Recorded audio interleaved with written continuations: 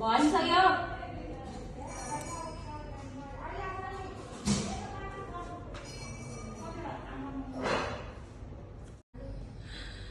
Nakapisay pa. Masakit dun. Si Menchi naman wala akong pampan. Hindi, after 12 years, after... Wala siya sinid sa akin. Ganda ka mga sinid niya sa'yo eh. After kay Babo, Ito na muna sinid niya niya. akong hospital ba yan? 7 years. Oo. 8 years na. 7 years na. Bebe din siya.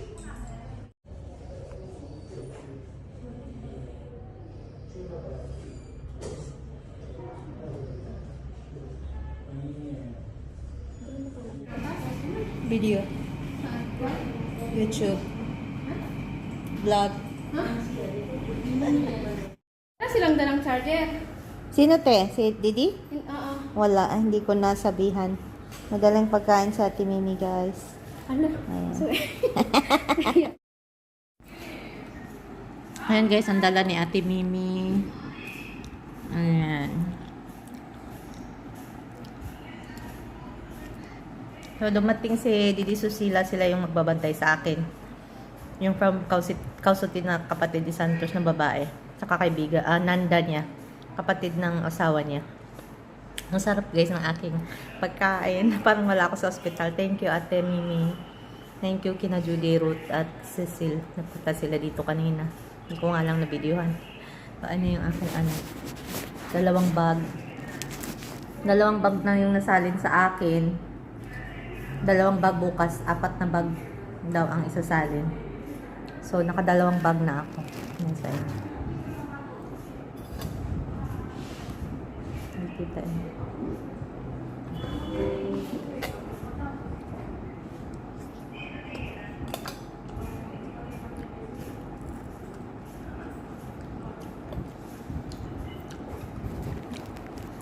Yung Santos, nagpunta dito kanina, umuwi din kasi yung mga bata, walang magbabantay. Diyon matutulog nang sila lang.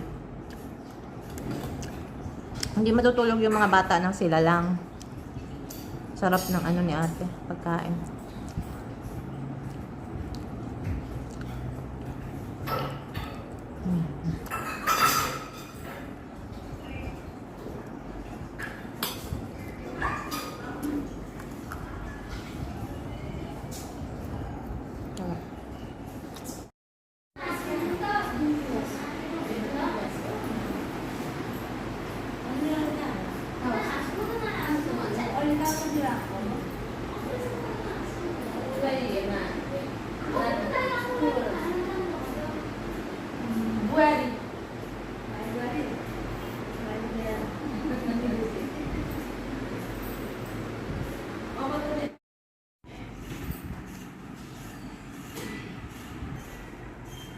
Morning guys.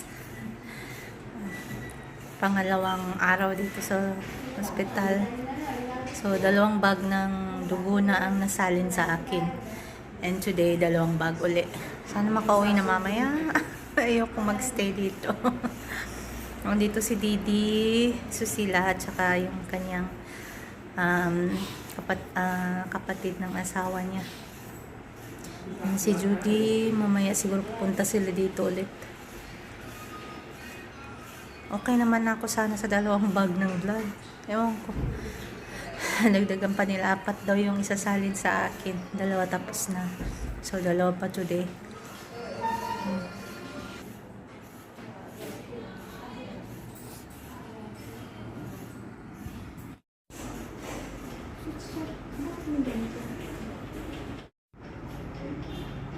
Si Ate Mimi pupunta ng Kathmandu.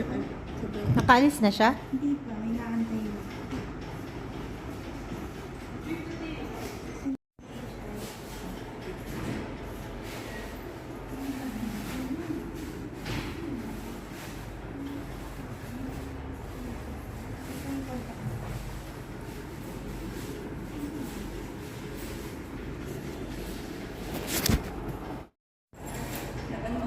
Kagabi ako nag-map. Kagabi ako nag-map.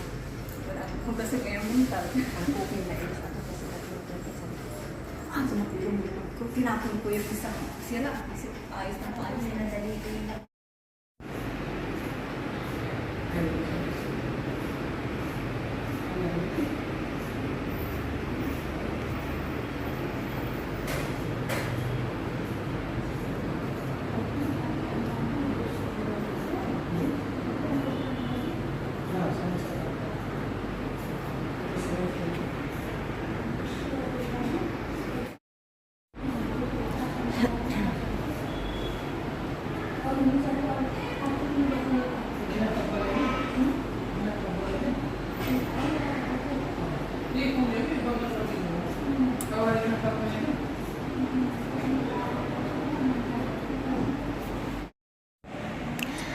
Hi guys, nandito pa rin tayo sa hospital, but pang last bag na ito bag ko. Fourth dugo na. Fourth pint or fourth is yung pang-apat na bag na. So, sabi ng doctor at nurse, pwede na akong mag-discharge mamayang gabi, mga alas 9. So, umuwi na si Ruth, si Judy, si Cecil. Si Ate Mimi hindi nagpunta ngayon. Busy si ate.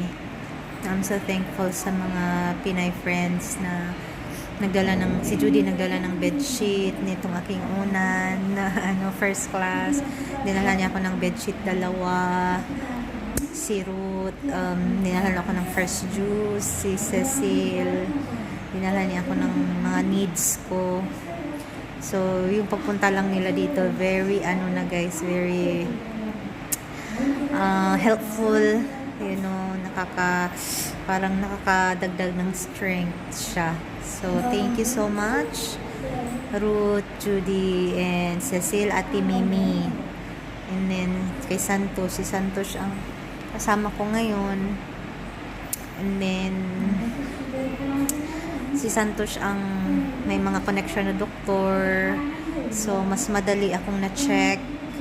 Yung doktor ko is Dr. Sunil. Siya yung best na OB-GYN dito sa Chitwan.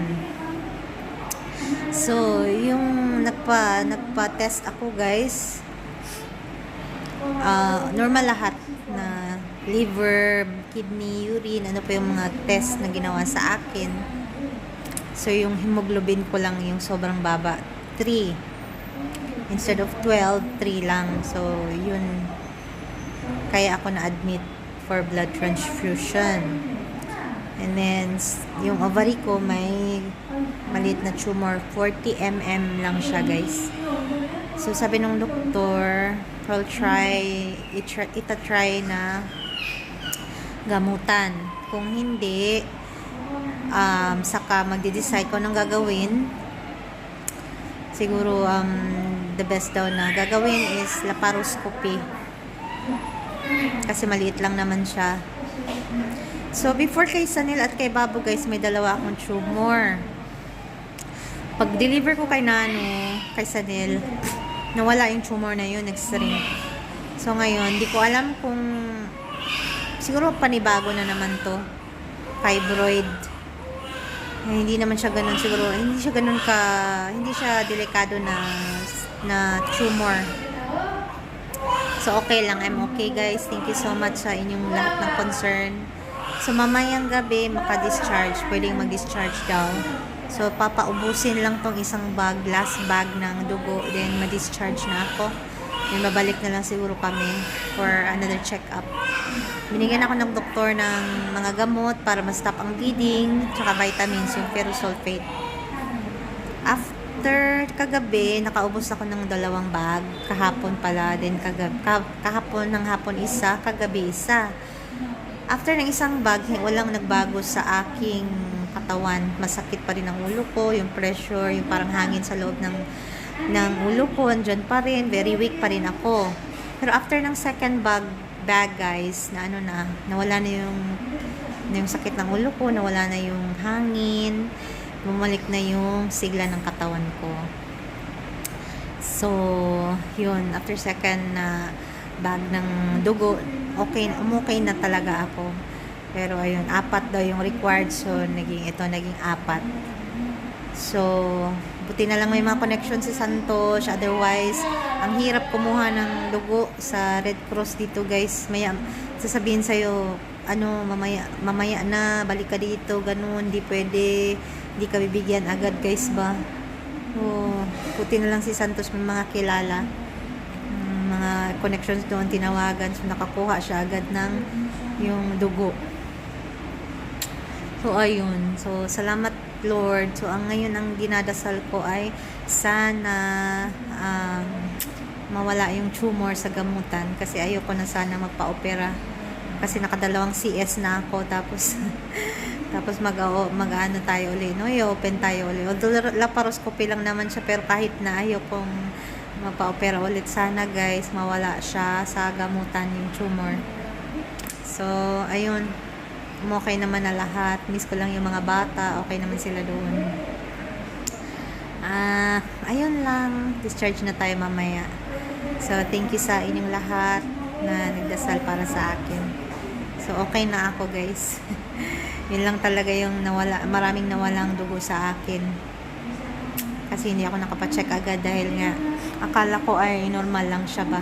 Kasi lalakas, hihina, mag-i-stop siya, tapos lumakas uli ng birthday ni Sanel, tapos nag-stop. Tapos nung pagbakasyon namin ng Lamjung, again, siya, sobrang lumakas. Kaya doon na nawala na ako ng energy talaga. Sa Lamjung pa lang. Tiniis ko lang. Kaya nagpa-check up na ako nung pagdating dito. So ngayon okay na ako guys. Full recovery na tayo. So, thank you so much. At si Astamis pala nagpunta dito, guys. Dami niyang dala. Juice, grapes. Eto. Punta siya dito kanina. Thank you so much, Asta, ma'am. Ayun. On this. Just need to put it here. No. Ay, okay. Yeah, like this.